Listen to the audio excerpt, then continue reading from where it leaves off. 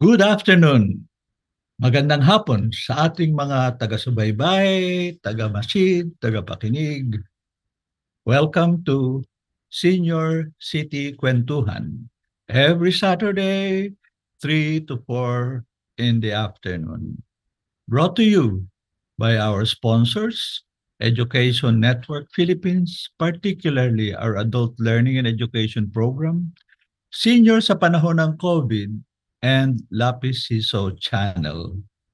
We are into our fourth year since 2020, and your Yay! co-hosts from the beginning hanggang ngayon ay si Edela Torre at Si Tita Girlie. okay, thank you. Maraming salamat. Ngayon po, ang topic natin, November 4 pala, ay why not coconut? Coconut Bakit? Bakit biglang naisip natin ay coconut? dahil Dahil nga mahalaga. mahalaga pero may timeliness rin kasi nga sabi natin, 2 anibersaryo. Okay? Ano ba yung anniversary related to coconut? Kasi 2023 po and last 2 months na lang kaya inisip natin i-celebrate ang 50th anniversary ng establishment ng Philippine Coconut Authority. At papaliwanag po natin kung anong kahalagahan yan, anong involved yan. Kasi it was established 1973. Wow! Kadideclare lang ng martial law isang taon. Golden coconut. But there is another anniversary. Yes. 100th anniversary. Birth anniversary. Kasi po, ang kauna-unahang Philippine Coconut Authority Administrator ay si Dr. Cesar Villariba, who was born in 1923 Yes. and who just happens to be the Our father of our Tita co-host. Girlie. Kung wala po ang Siya. aming ama, hindi po ako mapapanganak. Walang senior city.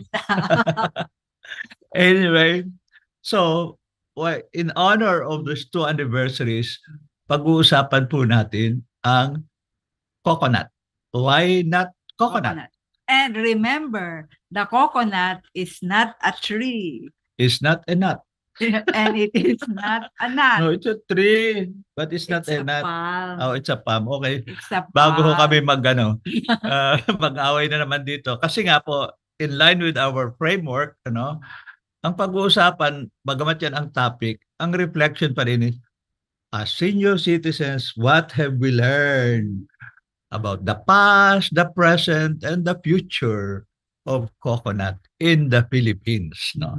So, hintay po tayo sa susunod na isang oras, magkwekwentuhan po kami ni Girlie tungkol sa coconut, sa PCA, sa papel ng tatay niya, si Dr. Villariba, at ang kasalukuyang status o development sa coconut program sa Pilipinas.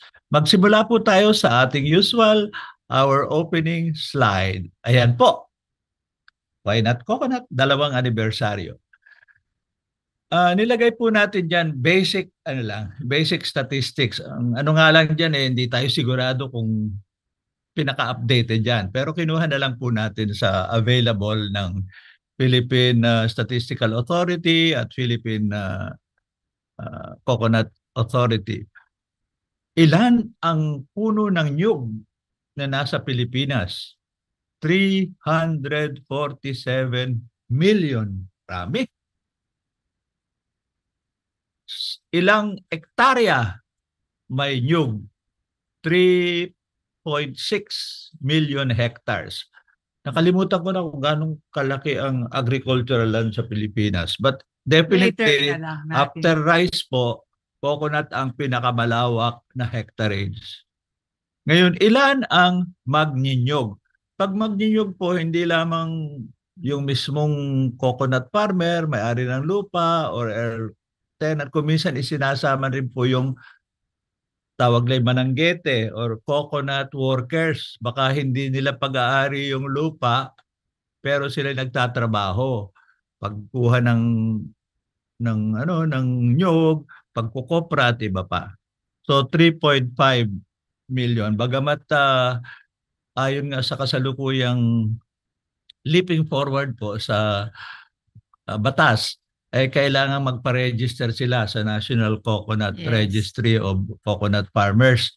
Hanggang ngayon mga over 2 million pa lang yata napaparegister.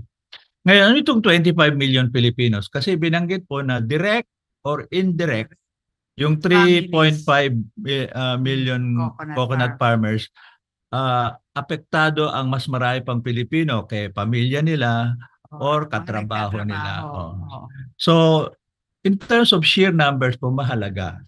Kaya nga sabi natin, bagamat ang trigger o okasyon, timeliness ay dahil sa anibersaryo, kahit walang anibersaryo, mahalagang pag-usapan natin ang coconut at bakit ito mahalaga at paano pa ito further madidevelop sa Pilipinas. So yan po ang pasakalya natin sa episode na ito. Punta tayo ngayon sa susunod. Tuk! Ayan, nako. Sorry ho, maliit ang type rito. Pabasahin ko na lang po dahil baka hindi na nyo mabasa. Kasi nga ang tanong nasaan ba ang mga hindi naman ho sa buong Pilipinas. Nakalimutan ko ano binanggit? Ano ba 82 yun? provinces. Hindi. Ilan? Out of 82, 82 ang provinces natin po. 69 ay considered coconut. Actually, halos lahat meron. Pero ito yung marami talaga. Nagpo-produce talaga ng coconut. Sa iyo. Ayan, ay pinag-uusayan ang sinabi, volume of ang sa ngayon ho, hindi naman nila binilang bawat puno. Kasi ang nare-record ay yung kopra na binibili ng traders, binebenta sa mills, pagkatapos minimil nagiging crude coconut oil at ine-export. So nakakakuha sila ng datos doon. So itong dark green ang pinakamarami na metric tons of nuts with husk. Yung meron pa hong bunot. Ay sabi 1 million to 1.5 million ang parang nuts na available. Pero pag tiningnan ho nyo, pag probinsya, girly, tinan mo ang Quezon, dark green. Okay. Kaya po, ang tatay ko, yan talaga ang idiniin. Gano'ng kahalaga sa development ng bayan at ng probinsya ng Quezon. Ay, syempre, ang nyug. Ang magnyunyog. Nyog, hindi nog. Nyog. Sabi ko nyog.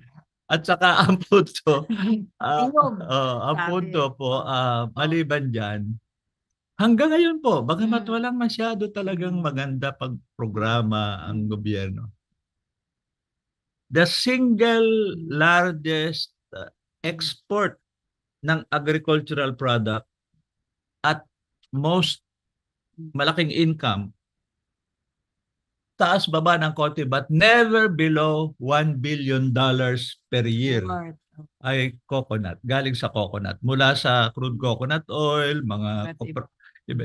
Kaya lalo na sa mga ibang lugar, sabi nila kung maayos lang ang programa at they have the kind of coconut numbers we have in the Philippines, it could easily be $3-4 billion. Kaya kung pagbubuhusan po ng ating bayan, tamang programa sana, gano'n. At yan po ang pinapaniwalaan at kakampanya po ng aking ama simula pa. Sige, pagkwekwentuhan natin po yan. Pero just as a last item lang, when you say magnyog, sabi ko nga, 1/4 lang sa kanila ang owner cultivate. Pag-aari nila yung nyug. Normally yan, siguro mga 1 hanggang 2 hektarya lang. Maliliit lang naman. Ngayon, hindi, yun pala, yung hindi, yung owner yan kuminsan, absentee land owner yan kanila. Yung owner tiller, yung talagang may-ari siya tapos siya ang nag-aalaga, 1/4 rin. So, 1/2 ay sa pagitan ng may-aring mismong nag-aalaga at may-aring iba ang nag-aalaga pero sa kanila ang pag-aari. Kayo ba? May nyug ba kayo? Meron kami Daungan? kasi tinanong ko sa PCA, Mm. ilang puno ng nyog para mag-qualify na ako ay Coconut. magninyog. Oo, coconut Sabi owner. nila, sa ngayon po, Oh. to qualify as a small coconut farmer, whether owner, tiller ka, or tenant, or farm worker, or owner, minimum 50 trees Coconut trees. na bumubunga. Hindi yung bagong tanim. Pag Okay. bagong tanim, dapat 100. Okay. So, hindi ho po nabilang yung nyug sa lupang minana, ipinamana sa akin ng inay. Pero palagay ko, may 50. Ang problema, bago tayo pupunta sa susunod, ay tulad nating senior city, ang coconut ho, pwede yang mabuhay hanggang 80, kung minsan sabi nga halos 100. Pero, unlike us, hopefully, pag 60, medyo hindi na masyadong Sineset namubunga. na. Na dapat nga ang tawag dati, senile. Sabi mo taga PCA, sir, wag naman yung tawagin senile. Sineset. Ang pangalan doon ay senescent. Yung mas correct term, senescent. Di tayo rin ay senescent citizens. Okay. Okay. Bago pa kung saan mapunta. Okay, pumunta na Kaya tayo. ang taga Quezon, ipagmalaki natin na isa tayo sa pinakamalaki ang produksyon ng nyog. Ang tanong lang pag ikaw ay unlike the coconut, ang senior citizen after 60, pwede pa naman productive. Pwede naman productive. Hindi kailangan putulin agad. Meron makukuha pa rin sa iba't ibang bahagi ng nyog maliban sa kanyang bunga. Oo nga. Kaya pinuputol. So ang coconut is not a nut. It's a fruit. Binanggit ko yan sa amin ng kaibigan namin si Agnes Cristobal kasi nung pumunta na sila States, nagpo-promote ng trade sa coconut. Kailangan nilang ilinaw kasi sa mga food product nakalagay lagi yung allergenic. Pag sa nuts, sabi niya hindi naman tree nut ang coconut. Pero sabi niya nabihasa na ang tawag ay coconut. Kaya nga sino ngayon? Si ating national artist ko, si Ryan Cayabyab, hindi ba may pangalan, coconut is not a nut. Correct. Okay. Anyway, punta na tayo sa 2 anibersaryo. Uy, ba't nawala? Ikaw naman ang nag-share screen. Ayan na. Nawala. Ayan. Okay. Gwapo talaga ng aking ama. Well, yung sa kaliwa muna, 50th anniversary ho ng PCA, 1953, June pa po. Bagamat ironically, ang coconut month ay August. Ang tatay naman, pinanganak November 6. Kaya nga, pupunta ho kami bukas sa Lucena kasi may special celebration ng 100th anniversary ni Dr. Cesar Villariba, who was the first administrator of the Philippine Coconut Authority. Chairman at administrator. Ipinasa na yung batas na magkakaroon nga ng pag-develop ng nyog. Hinirang si tatay na patuloy yung pagpapahusay at how do you call it? Yung development ng pagpapaunlad ng coconut industry. Okay. Pero interesado na ba talaga sa coconut dati? Kasi si tatay, agriculturist yan. At sa UP Los Baños siya nag-aral. At ang kanyang specialty ay genetics. Kaya pala siya. Geneticist siya. Interesado siya sa pag-develop ng iba't ibang uri ng tanim at puno. At isa dyan, dahil nga ang Quezon ay napakayaman sa nyog, isip niya kailangan mas mahusay ang programa sa pagpapaunlad ng nyog at hindi lang yung kopra. Okay. Kasi noong pa inisip na niya na hindi lang dapat kopra ang ikabubuhay ng mga magninyog. Okay. Next slide natin ha. Ito ay galing sa website ng Philippine Coconut Authority na nagbigay sila ng ilang mga highlights over the years. So ang unang binanggit yan, ang building, yung nasa kanto ng Commonwealth at saka ng Circle. Sa Circle.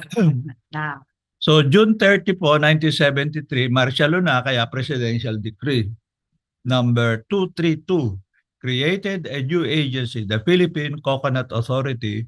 Pero hindi naman out of nowhere. Ang nangyari, parang ano yan, Trinitarian. May 3 previous existing agencies. Government lahat yan. Philippine Coconut Administration o PhilCoA. Hanggang ngayon nga kung minsan PhilCoA ang tawag dyan eh. Tapos Philippine Coconut Research Institute, yung PhilCorin. Doon yata ang tatay mas na-involve also, no?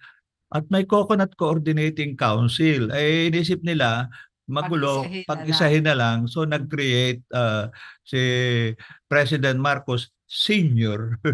ng Philippine Coconut Authority. At hindi ko laman, bakit kaya ang tatay ang na-appoint? Kasi nga, yung mga nag-aral ng agriculture sa UPLD, isa doon, nagtanong-tanong yung mga nag-a-appoint, sino kaya ang mas maayos natin na uunlarin ang coconut industry.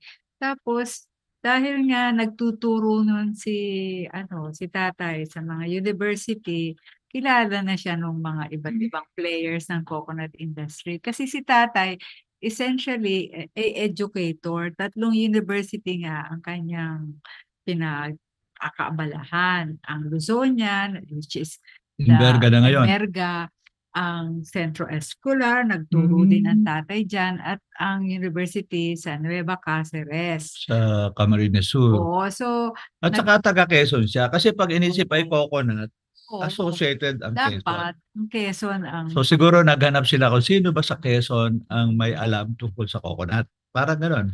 Of course. Okay. At very articulate naman si tatay. Okay, she's your saying. Meron siyang social and intellectual capital. Okay. Hindi naman siya just a political appointee. Okay po. Talaga naman po.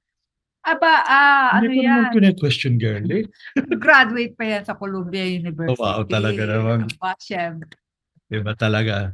Spoken like Our true daughter. Pagmayabang. Kasi hindi lang tungkol sa coconut si tatay. Okay. Pero dito muna tayo sa coconut. Okay, thank you. Coconut muna. Ayan. 70s ho yan, no? Remember, discussion. Yun lang po, panay lalaki po. Matagal bago nagkaroon ng chair o ano. Siya ho ang kauna-unahan, pero 2 taon lang siya nagstay. Kasi nga, nung inappoint na si Juan Ponce Enrile, at mamaya pag-usapan namin, meron pala dating military supervisor pa eh. Siguro, nag-isip ang tatay na resign na lang ako sapagkat... Kasi talaga gusto niya maging full-time as an educator. Mas gusto niya. Sa puso niya na maghiwalay pa siya, humiwalay sa educational institutions. Okay. Kasi talaga at his core, first love, is an educator. Okay. Anyway, just to show you, si Cesar Villariba, Juan Ponce Enrile, up to 75 to 78, Rolando de la Cuesta. Dito nangyari yung panahon ng notorious Coco Levi. Wala ko dyan ang tatay ko. Okay, girl. Hindi ko naman ina-accuse.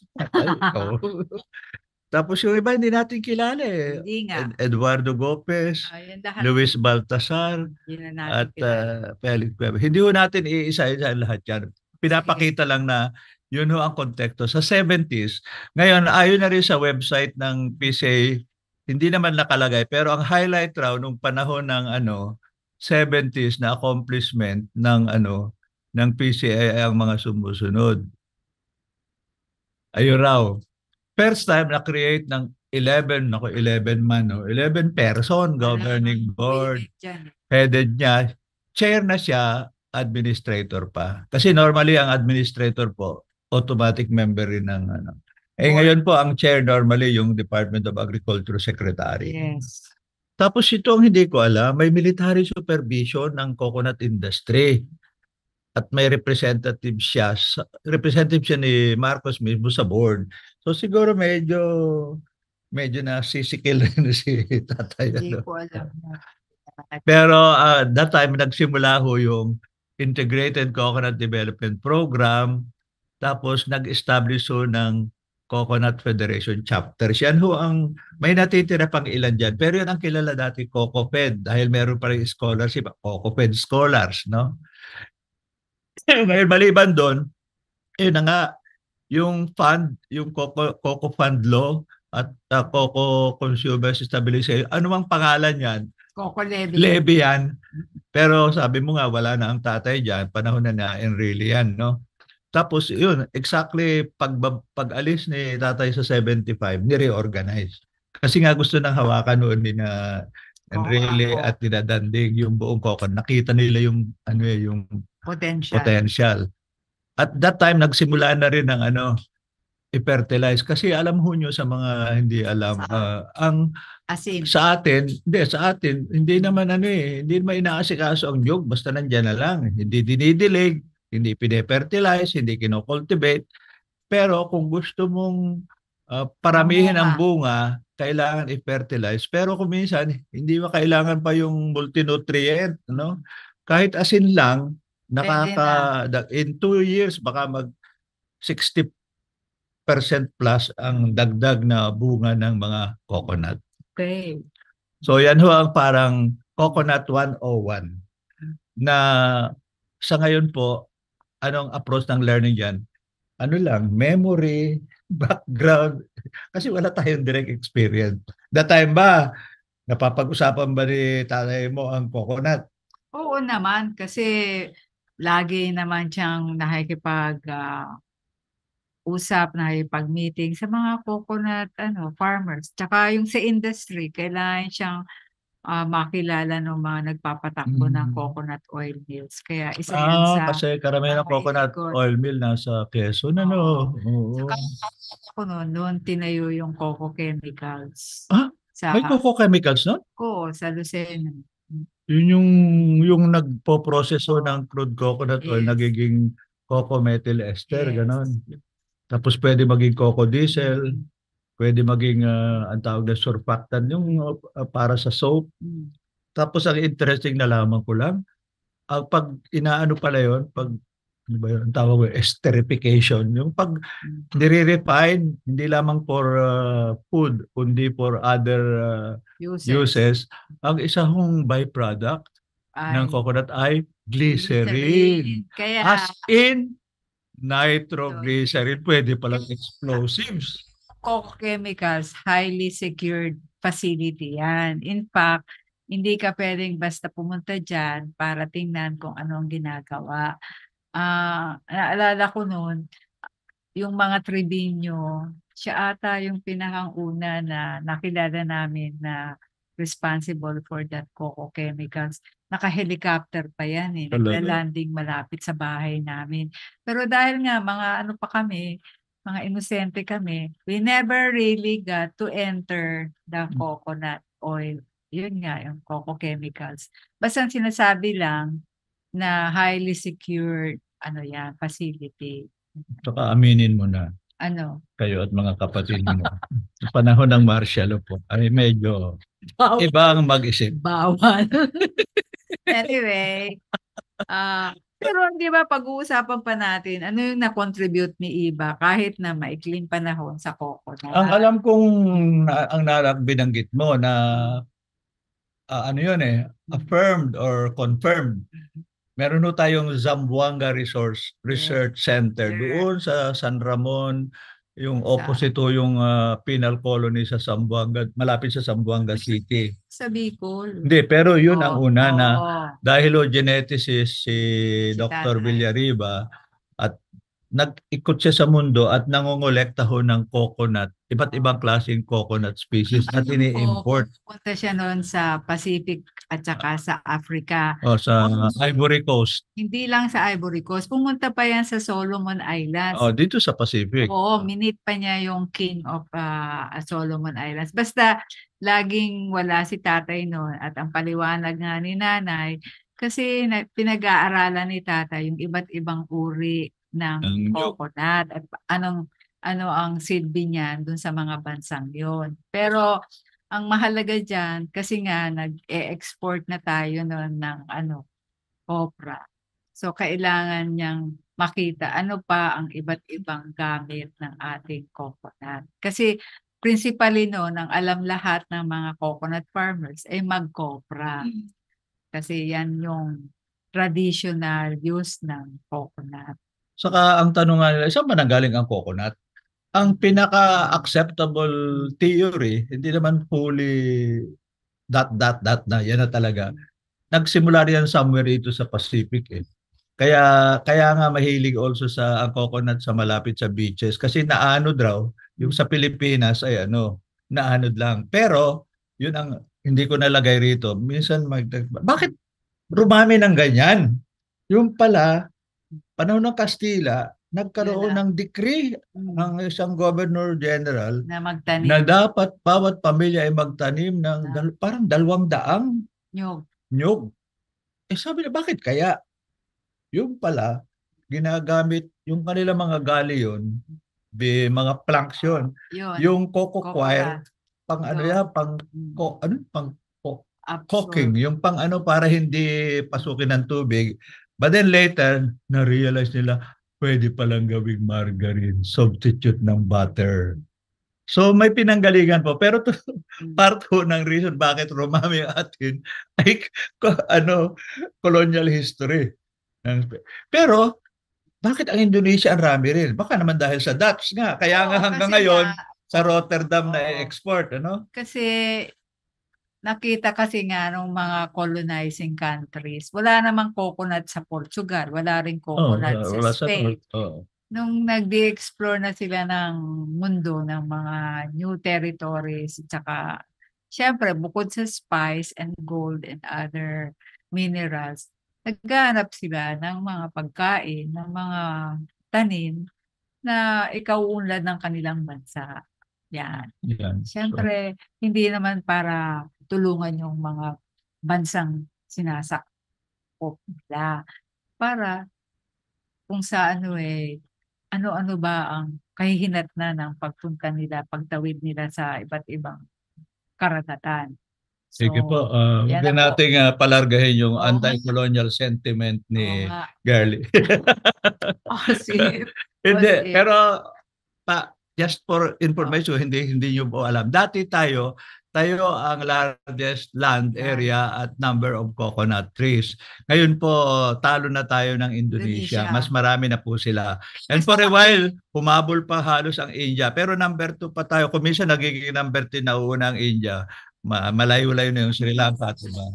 Sa ating nyog, senescent na. Hindi lang yon sa Indonesia po, dahil mas marami silang nyog, mas marami tayong ine-export kasi ang diferensya sa atin po, halos 30% lang ang na-export ng Indonesia sa kanyang product. Kasi domestic consumption sila mismo, pagkain mismo, at ngayon kahit biofuel. Tayo reverse.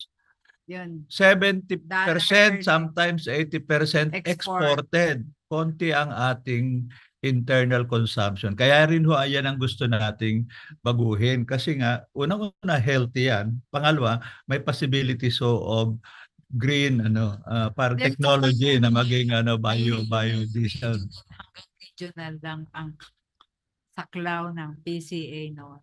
At nakita nga ni tatay, ba't kukunti lang yung mga regional branches. So isa yan sa mga naisip niya na dagdagan natin ang mga regional offices ng PCA.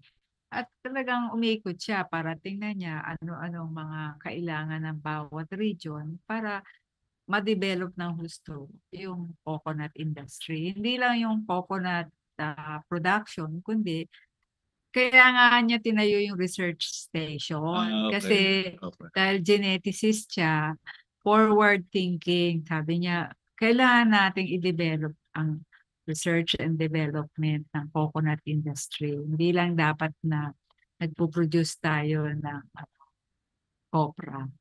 Okay.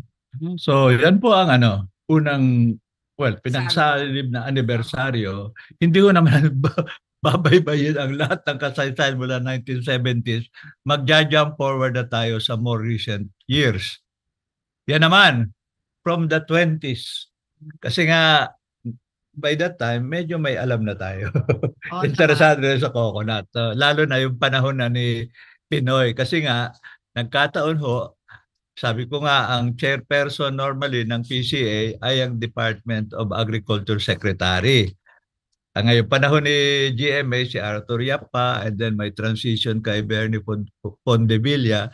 Nung si Secretary Pro, si Alcala, ang na-appoint na DA Secretary, ay naging isa ho ako sa grupo ng consultant. Ang tawag sa sarili namin is STAG, Secretary's Technical Advisory Group. At kasama ho sa Board. pinapakialam namin paminsan-minsan ay yung PCA. Pero pangalawa, ang nangyari po, ibang kwento na yon, na nagkakiskisan sa loob ng Pinoy cabinet, and eventually ang kanyang Solomonic decision, Rosie, ibigay na lang natin kay Kiko Pangilinan yung PCA, NFA, NIA at saka fertilizer. So, nung si Kiko Pangilinan naging chair, hindi as department secretary kundi as OPAPSAM of Office Yung of the Presidential Assistant for the for Food and modernization. Agriculture Modernization. Ini-request po niya sa akin at ni-request rin naman niya kay Proce na pwede bang si Ed na tumutulong sa coconut ay i-appoint natin sa board. Sino unang na-appoint? Ikaw o si Sunny? Si Sunny, panahon ni Proce. Yung Okay. elder brother po ni Gerla ay naging board member. Pero nung nagbago na nga, parang nawala na yata siya doon. Anyway, ako ho ang ipinasok. Nakakatawa nga nun eh. Kailangan ko pa ng clearance sa NBI tapos hindi ako ma-clear sapagkat ang last record ko ay may kaso para ako sa Quezon City trial court on rebellion. Problema na sunog ang records. Kaya nangyari ho, tumawag pa si Secretary De Lima ng Justice sa NBI Director at sabi, i-facilitate mo naman ang clearance ni Ed. Hindi na naman yan rebelde, na-clear na yan. Kaya ako'y naging board member ng PCA. Tapos, dapat, pag nagbago ang presidente, bago na rin. Nangyari, nung si Duterte ho ang naging presidente, ang isa sa cabinet member niya na in-appoint to supervise PCA ay si Johnny Basco, kaibigan natin, dating pari rin. Kaya sabi niya, Ed, pwede bang magtuloy ka lang para may kausap akong Balita na natin. dati may. So yun lang ho. Na ang mga administrators po noon nagsimula si Oscar Garin taga Iloilo, ang tawag namin si Tukle, si Euclides Forbes taga Quezon. Pagkatapos ito hong si Romy Arangcon, dati na yung taga PCA pero hindi bilang administrator, nanggaling sa international, pinabalik. Pagkatapos for a brief time si Billy Andal. And then later may pangalawang Billy pa rin, si Billy De La Rosa, hindi na lang ho nakasama rito. Yun lamang, ipakita lang, yan ho ang konteksto ng susunod na mga kwento. At ano ang susunod na kwento na yan? Yung labanan na tungkol sa ano ba ang gagawin natin? Isang araw ho, dumating yumao na siya. Saludo tayo sa si John Castillo. Yumao na rin ho siya si Ka Santos. At ang kanilang proposition kay Secretary Alcala, alam ho nyo, hanggang kopra lamang ang pangunahing panggagalingan ng kita ng magnyunyog o walang patutunguhan. Ang kikita lang dyan ay yung trader at mga millers. Saka exporter. At exporter. At saka hindi nila kontrolado ang presyo. Pag bumaba ang presyo, kung bilang ngayon ho, 22 pesos raw ngayon ang isang kilo ng kopra. Magkano ngayon ang... Hindi, tamo na. Ang isang kilo ng kopra ay 4 na nyog ang kailangan. Di bawat nyog, magkano yun? 550 lang. Ay nako, lugi. No? So, samantalang, pag uminom ka ng buko juice, magbabayad ka ng 40 pesos. Pag bumibili nga tayo rito, di ba? 40 nga. Oo nga. So that time ho, nung ako'y hindi pa ho ako PCA, tumutulong pala ako kay Secretary Alcala. Yung grupo ho namin, kami pinag-isip paano mag-develop nitong dalawa. So ang isa ay copra based, yung isa naman ang tawag ni Jun kasi fresco, yung fresh nuts na mayroon pa ring husk pero hindi mo tutuyuin sa tapahan o kaya sa araw. Kundi, ayun, aalisin mo yung husk, tapos gagamitin yung water, pagkatapos iba-ibang produkto. So isipin ho natin isa't isa lang. briefly lang kasi si Girlie may gustong isingit dito eh.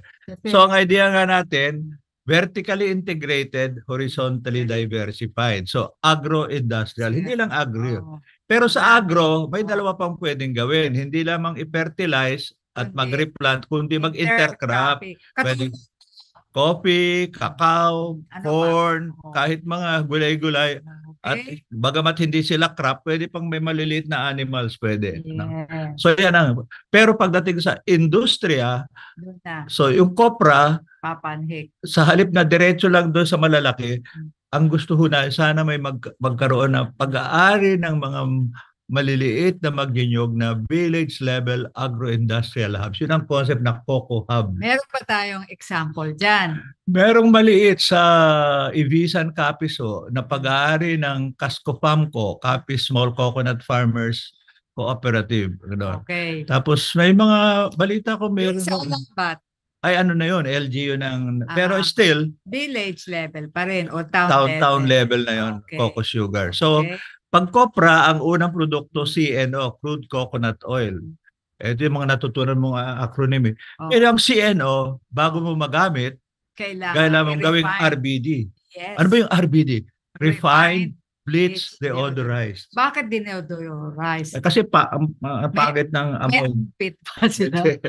Saka dark, no? So hindi refined. Pero ngayon ho, pwede kang mag-white copra, tapos sinasabi ni Agnes. Diretso mong gawing white cooking oil na. Ngayon, pag beyond that, CMA, cocoa methyl ester, yung oleochem, yung binanggit mo. Cooking oil. Nasaan dyan? Pag nandun refined bleach deodorized oil, cooking oil na yan.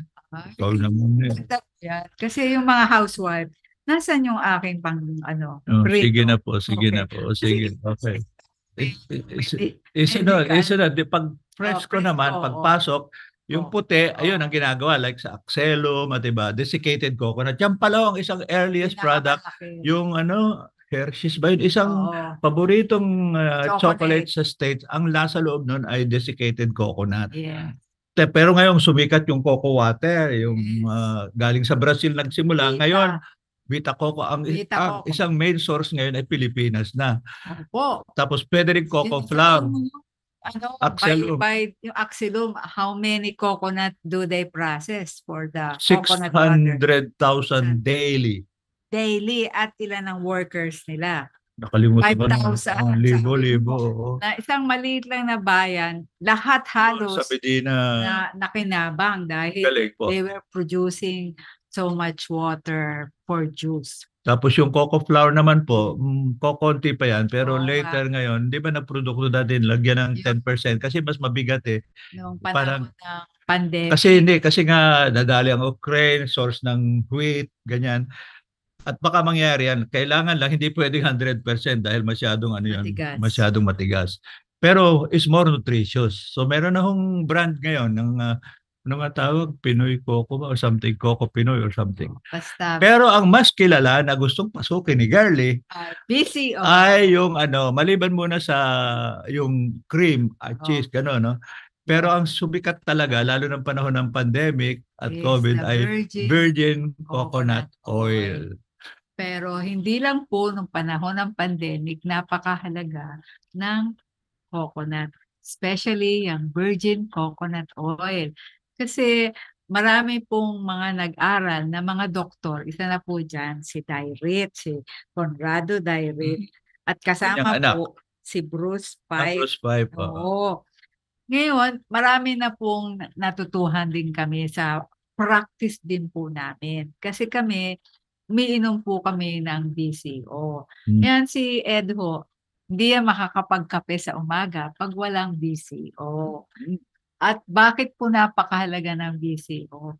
Marami na pong mga doktor, kahit po dun sa inattenda namin na sponsor ng Ateneo School, pati yung mga taga-PGH, nakita po nila yung potential sa preventive. Hindi po agad namin sinasabi na makaka-cure. Kaya ito pong librong ito, yung Coconut Cures, no? Basahin po ninyo ito, noong 2000 pa po ito, piniprint, no? Ito po para kung yan, ang tawag doon, glossary ko or aking Reference. reference. Kasi sinasabi ko dito, sa prevention ho, it prevents heart disease, it helps dissolve kidney stones, balance your blood sugar, and control your diabetes. It enhances the immune system. Nung pong panahon ng COVID, di po kami na-COVID kasi panay po ang inom namin ng virgin coconut oil. Hindi lang naman yun ang dahilan. Ay, May, pero may exercise. May ka din Oo. po. Isang element. Kukuha ko ng vitamin C at zinc. Kasi kahit po sa sa mga gums, yung oil pulling. Kasi minsan si girlie ho. Hindi ko makausap sa umaga. akala ko mga tao. Nagbubugbog. Oo, kasi mga 5 to 10 minutes na punong-puno po yung kasi yung saliva po natin maraming bacteria yan. So sa umaga pa lang po, sa halip na nagsisipilyo agad ho kayo, oil pulling. Tanungin po ninyo yung mga dentist at pag minsan yung ibang dentist, very aware na sila. Pero ang mahalaga ho, napakarami pong uses ng virgin coconut oil. Kasi yung kapatid ko po, dermatologist, yung mga anak niya po, makikita po niya, ang kikinis ng kanilang mga balat, plug in, ganyan. Pero hindi lang po kami ang naniniwala sa kakayahan ng ating virgin coconut oil na to prevent disease. Including slowing down kung sakali man. Now, dementia. Kasi may mga test na po sila. Kahit sa US po, na pag nagsisimula na po yung tinatawag natin na onset ng dementia, pwede pa rin pong, hindi naman completely ma-arrest, pero para hindi po mag-deteriorate yung ating mga connections sa brain, synapses, nakakatulong po ang virgin coconut oil. Ang tanong ngayon ay bakit? At ang sabi nila, marami, pero ang isang pinaka-active element ay yung lauric acid na coconut lang at yung kernel ng palm oil na kaliit, yun lang ang similar sa breast milk na lauric acid. So may pagka-unique.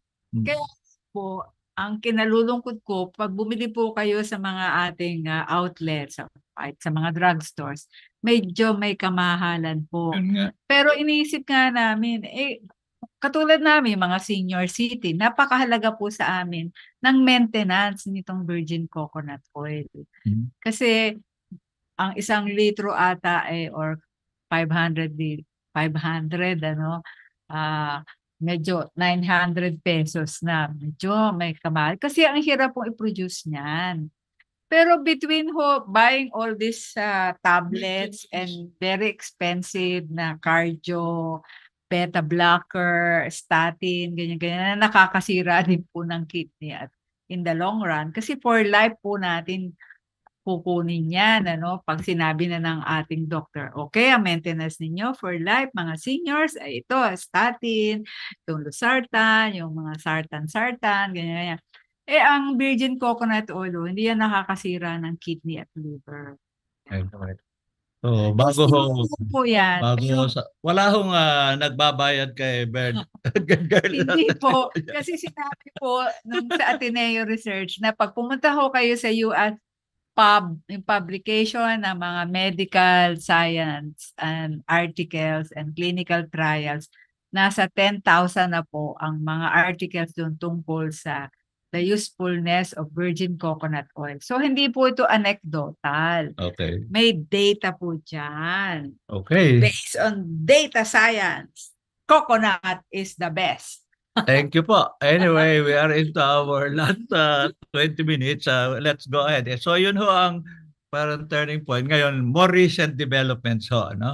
Ang more recent development, nung panahon pa ho ni Pinoy, nagsimula yung marcha, tinatawag nilang Kilos Magnyunyog 71. Sabi ko nga nun, bakit ba? Akala ko ang kilos ay kilos. So, yung pala kilos ay kilosan ng ugnayan ng samahan ng Magdinyog. Tapos bakit 71? Kasi that time raw 71 billion pa lang ang levy. Ngayon mas marami na. Kaya inalis na yung 71. Tapos ngayon kahit hindi ka kasama doon sa unang nagmarcha, ay gusto ko nang makinabang. At yun ang pag-uusapan natin. Oh, Well, una-una nagsimula sa bad news. Ayaw pumasa yung batas. Kasi nung una, gustong madaliin ni Pinoy, kahit executive order na lang, kinasuhan siya. Hindi okay. pwede, kailangan batas. Kaya naglabi itong mga magnyunyog natin. Mabuti na lang ho, kasama pala ang PRRM sa kilos magnyunyog. Bagamat ako nakikinig kasi ako ho'y nasa board pa ng PCA. Hindi ka pa aware no? Hindi, aware ako, pero nasa loob ako eh. So nagre-respond Hindi kami ka pa positively. woke. Hindi, citizens movement ito. Yung interaction ng dapat Gobyerno. ay citizens and then kami yung mga reformers within government. Okay. Ngayon ang susunod, ayan, Yun. talagang nandyan ang nandyan si Kababi, nandito para si Ed Mora, sino pa ba? Nandiyan si Roy Ribo. Wala, nasa Visayas siya eh. Kaya tingnan nyo, hindi kay Villar, hindi kay Cojuangco, hindi kay Duterte. Kay atin. Kaya anyway, the good news is after a while, nagpasa ng batas talaga. So hindi na EO, kundi batas na ng ang tawag nila Coconut Farmers and Industry Development Law. No. Ang problema, ito, susunod. Ang problema, nung nakita namin, lalo ng mga kumilos, ayan ang response nila. Hindi, babasahin ko na lang po. So, ang tawag ay RA 11524. So, parang ang good news, sinabi, oy, ang perang yan, kasi sina Enrile, so, hindi, private fund yan. Hindi, sabi ng Supreme Court with finality, sabi nga ni former Justice Velasco sa Supreme Court, yung binisita ko, governor siya, uy, ako yung nagsulat ng diyan. Talaga, tinanong ko ang totoo naman. Okay raw siya. Pero ang punto nila, okay, ni-recognize na trust fund, pag-aari ng magnyunyog, pero held in trust for them by the government. Kaya problema, nung kinreate na yung trust fund, sabi, lalo na ibang senador, wag kasama yung mga magnyunyog sa trust fund committee, hindi naman alam ang finance. Doon na lang kayo sa paano gastusin niya. Kaya nga. So anyway, ayan, nandiyan ho. Ang discussion na yun ang pag-uusapan natin sa susunod na 15 minutes or so.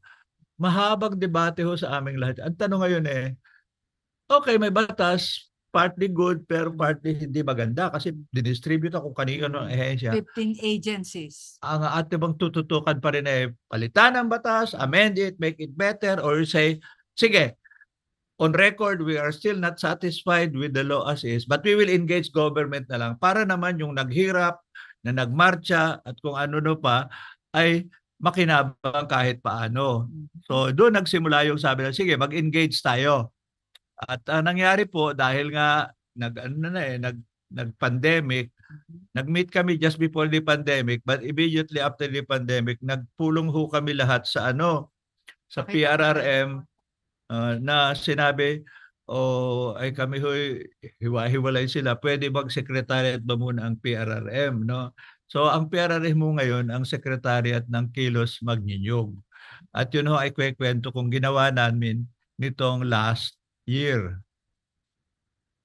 Unang-una, ayan, lumabas nga yung Philippine Coconut Farmers and Industry Development Ban. Ano ba yun? Ay, yung buong plano ng support, paano develop, ay nako, 300 or 400 pages. Sino makakapagbasa niyan? Ay, hindi Sinong gumawa niyan? Ay halo-halo na, interagency, may kinommission pang mga consultant. Ang at least merong plano. Lamang sino kaya ang nakabasa na? Ako mismo, pinurbahan ko pagada. Nako, ang kapal. Pero ang isang expression ho niyan, sa halip na matikos lang, like for example, this year po, nung August, dahil nga Coconut Month, nag-hold ho ng symposium o 2 days conference ang PCA. In-invite yung industry, in-invite ang NGOs, in-invite ang mga magnyunyog. So nandun kami, kasama ho po dyan si Jerry Bulataw at si Sally Bulataw. Si Jerry naman ho ay sa Kaisahan NGO. Pagkatapos yung mga naman ho, ayan, nandiyan si Bernie Cruz na bagong administrator. Ito mga iba ay galing sa Peter Paul, galing sa ano nga yung isa malaki, Franklin Baker. Franklin Baker, lahat sila nag-uusap tungkol sa sustainability rin. At maganda ho, sa law naman, yung PCA, nilagyan nila ng 3 coconut farmers representative. Isa from Luzon, isa sa Visayas, isa sa Mindanao. Kalimutan ko yung taga Luzon. Ang kasama ko rito, si Roy Ribo, dati namang kaibigan natin na nasa Leyte. No? Sa Visayas siya. So, ang point lang ho dyan, maraming dapat basahin, maraming dapat mga meeting. Ang punto lang, sabi nga nung mga kilos, sige, kung kailangan magmarcha, magmamarcha rin tayo. Pero sa ngayon, ang trabaho ay paano mag-meeting. Kasi nga, madaling mag-advocacy, may batas na paano tayo makikinabang. May homework tayo, dapat may project ka, dapat may bank account, dapat may leadership, dapat may technical skill. Bagong challenge yan. Yan ang challenge ko ngayon. Para makinabang. Paano makikinabang mag-nyug? Unang-una, kailangan nakaregister. Saan magre-register? National Coconut Farmers Registry System. Saan yun? Sino yun? Ang mga local PCA kontakin, pero pwedeng tulungan pati ng NGOs. Tulad din namin. Ano bang local? Provincial? Regional? Normally town. Okay, town at barangay. Katulad din siya nakarapi sa Rupam, sa Labo, Camarines Norte, nagtulungan sila. So, ini-isa-isa nilang i-arrange. Problema, ang hirap ng requisitos. Anyway, isa yon.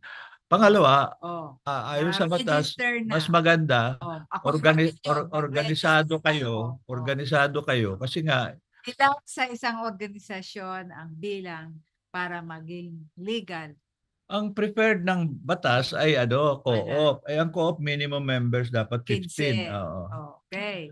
Tapos, ngayon hindi naman nangangahulugang lahat ng member ng co-op ay coconut farmers.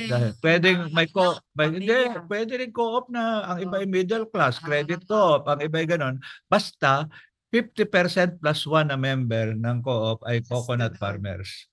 So, ang ginagawa nga namin, bilang may exist, kasi hindi ganun kadali magtayo ng co-op Pero at least yung co-op ng matino, may business na yan, marunong na. So, kaya nang tumanggap ng pera. May mga ganyan na. Katulad yung Casco Pampo, ang tagal na noon. Let's go there. Pwedeng may municipal employees co-op, dagdagan nila ng mga members. Yung mga multi-credit. Ganun. Okay. Ano pa? So, nangyari tuloy, di ganon. Ayan. Tapos, meron tinayong project management office po ang PCA. Nasa 3rd floor na po. Ayan, paminsan-minsan napunta kami, biruho nyo, itong nasa dulong ito, si Karene Cerilla, taga Lopez yan. Nagbumotor pa yan mula Lopez. Ilang oras yan para sumama sa meeting. Pero may organized meron siya, member siya ng pakisama pati Si Aileen naman ay staff ng PRRM, dati ng Kumilos yan. Tapos ang katabi naman niya ay si Ami anak ho yan ng leader magsasaka ng Federation of Free Farmers. Tapos si Jerry Bulataw, chairperson ho ng Kaisahan. Ito, nakalimutan ang pangalan niya Sangalang. Siya isa tumulong na mag-draft ng Industry Development Plan. Kasama ho siya ng task force ng tapos ako at tapos si Sally. Ayun. So doon ho, makukuha niyo mga data. Pero siyempre, bentahe sa nandito at malapit. Kaya nga, sabi nila, secretariat ka na lang muna, PRRM. Kasi kami ay taga-probinsya. Hinga naman. Okay. So, yun ho. So, ngayon, may produkto ba yung mga meetings? Yes! Ano po ang good news? Kasi matatapos na ang taon. Problema, sa gobyerno talaga, kailangan may papel. At saka, MOA, hindi pwede. At saka, bukod sa MOA, paano pa? Ayan, kaya nga nagsimula ho, may meeting na kami with PCA, PRRM Kilos Magdinyog, ayan, may MOA, yan ho ay si Admin Bennett, andito yung deputy niya, si Ruel, at nandito si Jerry. Pagkatapos noon, nag-meeting na kami, kahapon lang. Sabi ni Deputy Ruel, sabi niya, sige, mag-usap tayo, paano ba talaga, anong kailangan? Kasi sabi niya, sa simula, yung bawat nyog na itatabi ng isang magnyunyog, sa halip na koprahin ay gagawing seedling. Okay. Pag marami na yan, kayo ang bahala mag-organize, babayaran namin kayo. No? Pagkatapos, siguraduhin yung tutubo, pagkatapos itatanim talaga. Saan itatanim? So sino mang handa. Kaya dyan ho ngayon nagsisimula ang hard work kasi nga sabi nila dati pag marcha, taawagan lang, ganun. Ngayon, area by area, saang barangay kayo, ilan kayo, ano ganyan, matrabaho. Sabi nga ni, ito si Edmore, sabi niya, kahit matanda na tayo. Hindi, ang alam natin marcha magproyekto, matrabaho. Kaya bagong challenge ito.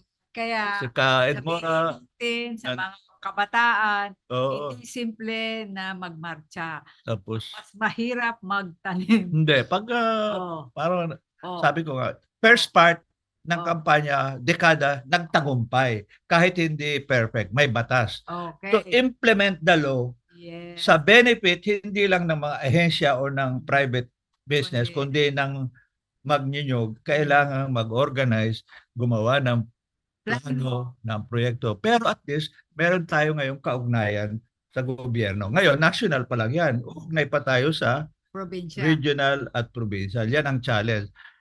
Yung kilos matanda na nga tayo. Kaya naghahanap lahat ng bata-bata. Kasama ho namin si Charlie Avila. Dati kami magkasama sa FFF. Siya naman na nagre-represent ng CONFED, yung mga dating COCOFED, dating SCFO, dating PEXMAN ang tawag.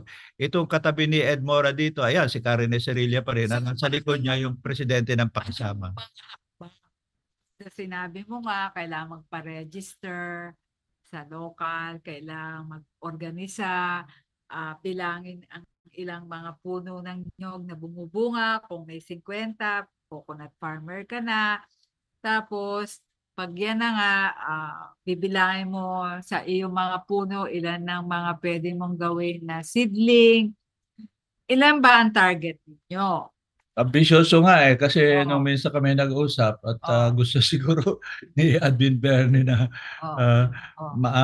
makulang attention ni BBM. Nakuha naman ang attention. O sige, bago ang end o by the end of your term, we will plant 100 million trees. Bakit nga? Dahil ang rami ng sineset. Pero hindi lang yun. At yun ang last point natin. Rumarami ang nagkaka-interest na mag-process na ng coconut. Ay baka kulang ang raw materials. Kaya kami naman sabi, sige, magtatanim kami, pero wag naman hanggang tanim lang ang magnyonyog. Dapat pwede silang co-owner, kahit minority owner ng ilang enterprises para yung value added na mas mataas na presyo ng pagbenta nilang produkto, kikita rin sila. Para hindi sila permanently primary raw materials lang. Kasi pag ganun, talo ka talaga. Doon papasok ang papel ng younger people. Maliban sa, kasi you need technology, you need data, but also you need medyo may enterprise, marunong kasi hindi ganun kadaling magpatakbo ng kahit maliit lang na negosyo mo. Introduce na sa mga senior, junior high, senior high, sa mga eskwela.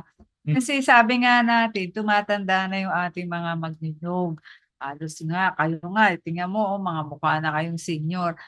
Paano pa tayo makakapagtanim ng 11 million coconut? 100 million 100 in the next 6 years, 5 years. Sa ba ng 3 taon, meron ka ng puno ng nyog, yung seedling?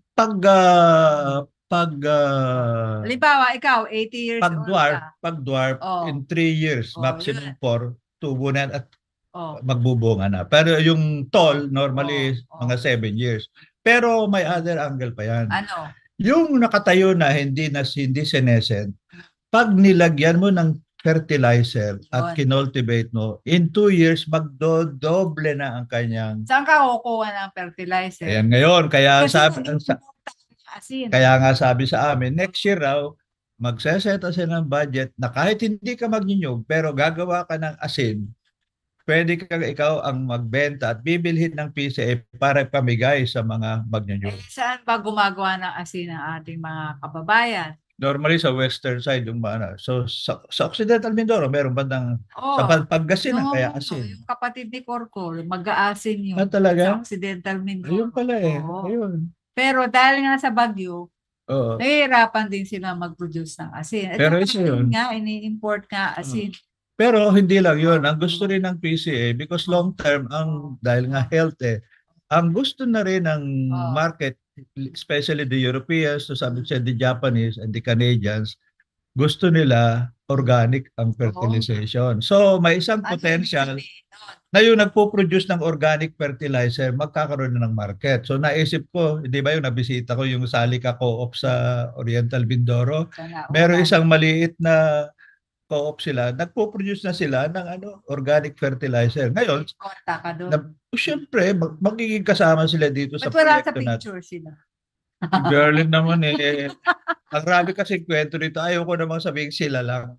Kasi katulad may pinakarapi sa Marinduque. Oo.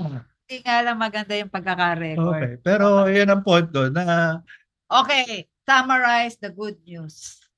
The good news and the challenge. Kasi 4 o'clock na. Sa paghaba-haba ng kwento ng 50 years of PCA at 100 years ng tatay. Sa prosesyon ng coconut. Sa habang prosesyon na at least yung levy na ay kinilala ng dapat ay para sa pag-unlad ng industriya. Hindi lang ng industriya kundi ng coconut farmers and industry. Buhay ang mga coconut farmers. Ang challenge, kailangan mag-organize. Mag-organize. Ang problema, walang perang pang-organize na. Saan kukunin yun? Kaya pag may project na ganyan, ang sabi nila, bibigyan kayo ng higit sa kailangang pagbili ng mga seedlings, dagdagan ng konti para kayo'y may makukuhang taga buo ng mga samahan. So dapat merong coconut industry fund. Yun na nga yun. Yun na nga. Sa halip na confidential. Problema lang. Naka-distribute sa kung saan-saan. Kailangan ayusin. Kaya kakatukin bawat ahensya. Pero sa ngayon, dito sa usapan. Examples ng mga ahensya na bukas sa mga magnyunyog. Well, unang-una, ang PCA kausap na natin ngayon. Pinuntahan ng Agricultural Training Institute. Si Director napuntahan namin yung TESDA, pero ngayon kailangan ko dahil napalitan ng head okay. Si Danny Cruz, ngayon si Teng Mga Dadato. Napuntahan na namin ang Cooperative Development Authority. Okay naman. Apat na. Kailangan susunod ay kausapin ay yung PhilMec kasi siyang magbibigay ng mga makina para sa under DAD nyo. Ngayon yung dairy para sa nagbibigay ng mga coconut milk.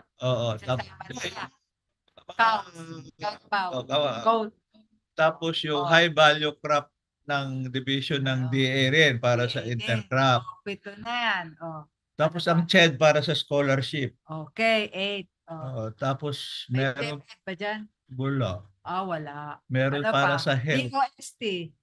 Meron sa DST sa research, hybridization. DOH. Wala yata. Tapos Land Bank at DBP para sa lending. Kasi nga, yung Maharlika pa, nandun ang pera. Hindi, meron pa naman. Okay, 10 na o 5 pa.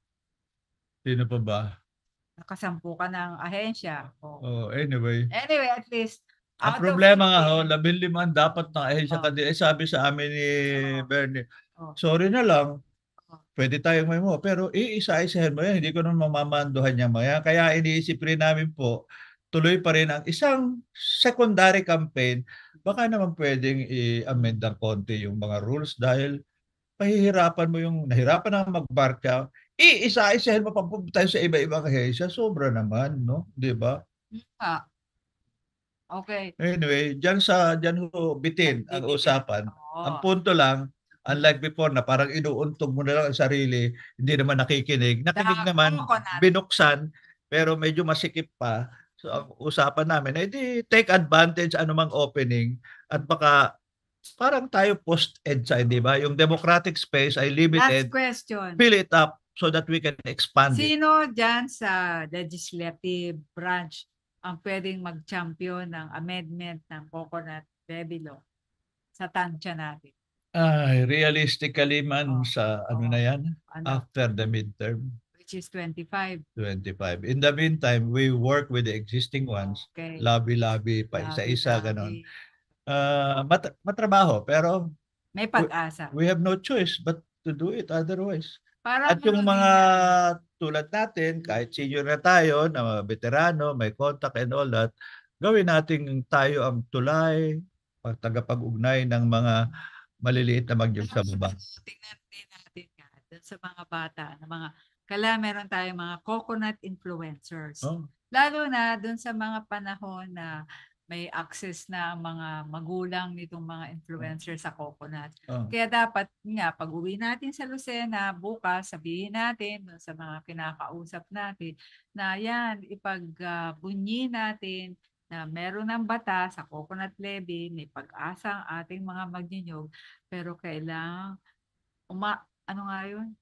Isang damakmak na paraan para makinabang ang magninyog at ang industriya ay mapaunlad. Anyway, Coconut.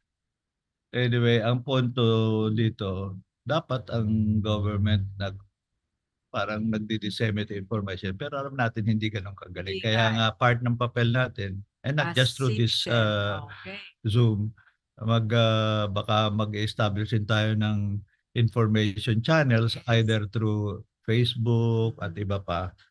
And that's where I think mahalagang makatulong ang mas kabataan kahit hindi sila diretsong pamilya ng magninyog to reach out. Kasi hindi lang ho ito usapin ng to help the farmers, kundi at saka yung benefit ng mga new coconut product na makakatulong sa income hindi lang ng farmers kundi ng process. Na nakikita nila kahit yung pit, yung coconut pit, ang laki ng tulong sa furniture industry. At ang nakaka-discover pa niyan yung mga taga-Portugal at taga-Spain. Ano pa yung isa? Kasi Buboy Barbosa, yung dating PCA, ngayon ay on his own, meron ng training center, tapos may iba't iba na siyang produkto, tapos nakakabenta na siya, and willing siyang tumulong sa iba. So, marami ho yung mga interesado. Sabi nga namin, may previous campaign which was to get the law passed and to get the fund. We need a second campaign to utilize it sa benefit, and it takes other set of skills.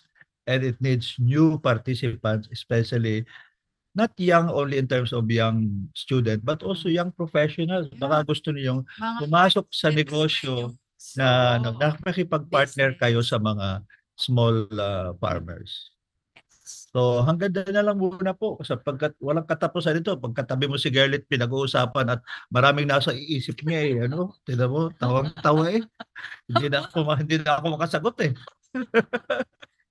Sinasabi ho natin, yan, what it takes to develop a country that we can be proud of, and what it takes to be a real citizen and to go into the coconut business. Yan po, may mga roadmap po para dyan. Pero kailangan magtulungan po tayo kasi hindi nga po biro na gumawa ng coconut development and industry plan. Okay. With those final words of Girly as usual. Take coconut water every day for hydration. Why not? Coconut. Yes. And remember, the coconut is not a peanut or not a nut, but it is a palm tree. Okay. So, dito po nagtatapos ang ating Senior City Canton. Medyo masaya naman. So, hopefully informative. Laging may good news and how to get there. Sponsored ng Education Network Philippines, particularly the Adult Learning and Education Program, Senior sa panahon ng COVID, and Lapis Siso Channel, and as usual, our young Gen Z techie, si Cass. So, maraming salamat po at hanggang sa susunod na Sabado, dito po nagpapaalam. Ako si Ed De La Torre at si Tita Girly. Bye-bye po. Enjoy the rest of the weekend.